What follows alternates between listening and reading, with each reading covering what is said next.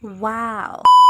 For this video mga kabeng, magluluto kami ng sinigang na baboy, tara samahan nyo kami. Ito na nga pala yung baboy na gagamitin ko, kalahating kilo lang mga kabeng kasi mahal na ang karne ngayon at dadalawa lang kami. Hinihiwa ko na nga din mga ibang ingredients sa lulutuin nating sinigang na baboy mga kabeng. Andyan ang sibuyas, kamatis, labanos, pechay at siling haba.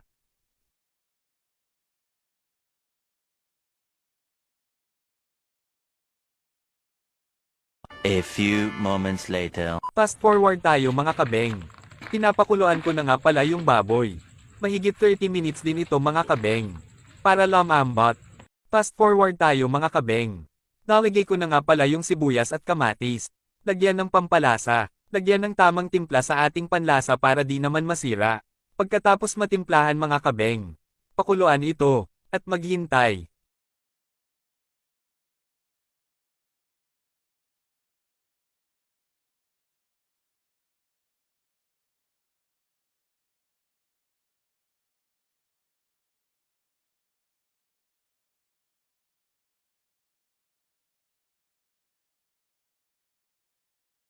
Iyon na nga, kung ulo ng mga kabeng.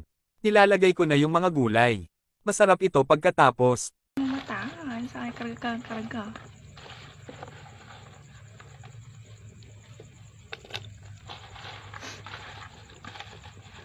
Na. Mahal, matigas ang... Oo nga. Anong kuni? Hindi pa lambutin yung gulay din.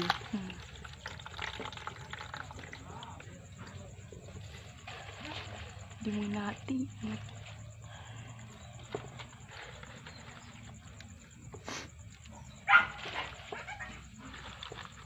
Dalawa kasi.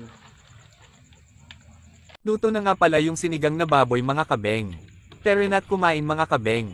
Salamat sa mga nanood at nakasubaybay. Pa-like and share mga kabeng. Thank you Moa. Wow!